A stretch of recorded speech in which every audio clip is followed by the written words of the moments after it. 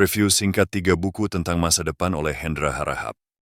Buku pertama, The Industries of the Future, Alec Ross, 2016. Buku ini membahas perkembangan-perkembangan industri robotik, industri kesehatan antara lain terkait genomik dan otak, yang akan merubah dunia kerja dan dunia kesehatan. Lalu perkembangan kodeifikasi uang, yaitu dari fenomena penyimpanan dan penggunaan uang dalam dompet digital seperti Bitcoin dan sebagainya, dan kodeifikasi kepercayaan, yaitu terobosan-terobosan algoritma yang membuat manusia dapat saling percaya dalam bertransaksi secara online, seperti fenomena eBay, Airbnb, Uber, dan sebagainya. Juga perkembangan industri persenjataan kode di level negara. Dengan berkembangnya segala macam virus komputer, malware, bots, dan sebagainya.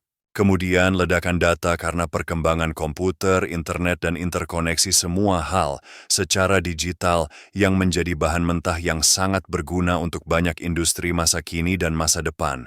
Misalnya nanti akan semakin berkembang pertanian yang presisi yang memberikan hasil optimal bagi manusia, tetapi juga dapat menjadi ancaman bagi privasi manusia. Di level negara, kunci sukses untuk masa depan adalah keterbukaan dalam hal ekonomi, politik, dan budaya. Buku kedua, Building the Internet of Things, Implement New Business Models, Disrupt Competitors, Transform Your Industry, Maciej Kranz, 2016. Dengan Internet of Things atau IoT, benda-benda dapat saling terhubung dan berkomunikasi dengan adanya berbagai alat sensor, aktuator, kontrol, komunikator, yaitu melalui saluran-saluran internet seperti Wi-Fi, WiMAX, 3G, 4G, 5G, Bluetooth, Ethernet, dan lain-lain, dengan data yang dapat disimpan di cloud atau fog, dan pada akhirnya pengolahan dan analisa data dapat memberikan manfaat bagi bisnis yang berujung pada kemaslahatan, persatuan, dan kedamaian manusia. IoT berpotensi dalam meningkatkan produktivitas dan kualitas hidup dengan operasi yang saling terhubung, kontrol jarak jauh, analitik prediktif, dan pemeliharaan prediktif.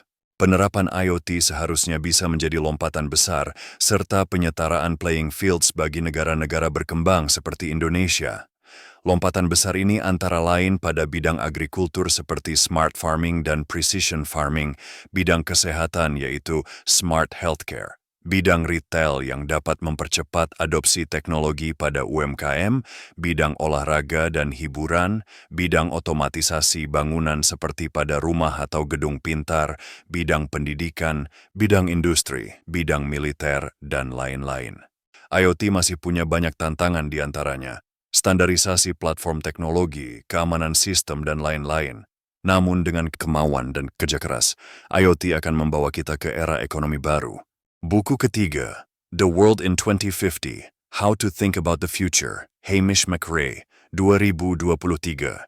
Buku ini meramalkan kondisi negara-negara utama di 5 benua di tahun 2050 berdasarkan kondisi saat ini, dan tren-tren dalam bidang demografi. Jumlah penduduk dunia akan mencapai 10 miliar atau lebih, didorong oleh pertumbuhan penduduk yang pesat di Afrika. Sementara penduduk di Jepang, Cina, dan dunia barat akan berkurang dan didominasi oleh orang tua.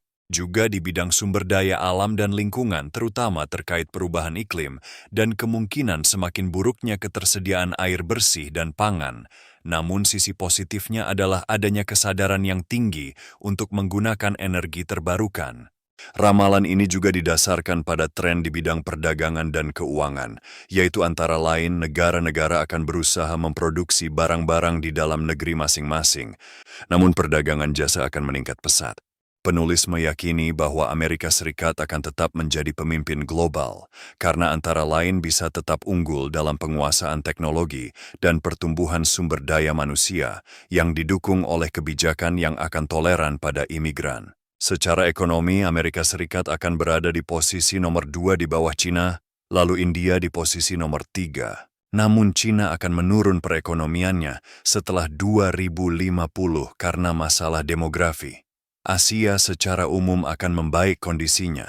Indonesia akan memiliki penduduk sekitar 330 juta orang atau keempat terbanyak di dunia. Sebagian besar akan memiliki kehidupan yang baik, namun masih akan sulit menjangkau kemajuan yang dimiliki Malaysia, dan masih akan ada daerah-daerah yang tertinggal. Eropa secara umum akan menjadi kurang berpengaruh dalam perekonomiannya, namun tidak akan menjadi negara miskin. Ini karena faktor demografi, di mana populasi semakin menua dan banyak orang bermigrasi ke negara lain yang lebih baik seperti Amerika Serikat. Namun negara-negara Skandinavia dan Swiss tetap akan makmur. Rusia akan menghadapi tantangan besar dalam kemajuannya, terutama karena masalah demografi, lingkungan, dan tata kelola negara. Eropa dan Jepang sebenarnya memiliki potensi untuk menjadi lebih baik jika mereka mau menerima imigran sebagai penyokong ekonomi masa depan. Afrika dan Timur Tengah secara umum akan membaik, kebanyakan akan keluar dari jeratan kemiskinan karena memiliki banyak penduduk muda yang potensial untuk memajukan perekonomian, namun masih akan menempuh banyak permasalahan terkait perseteruan antar agama dan tata kelola. Sementara itu, Australia dan New Zealand akan tetap menjadi negara-negara makmur. Pelajaran penting yang dapat diambil dari buku ini adalah bahwa kemakmuran dan perdamaian dunia sebenarnya dapat dengan mudah diraih kalau para pemimpin dapat mengatur masing-masing negara dengan baik. Ikuti review singkat buku-buku lainnya hanya di channel Dengar Buku Official.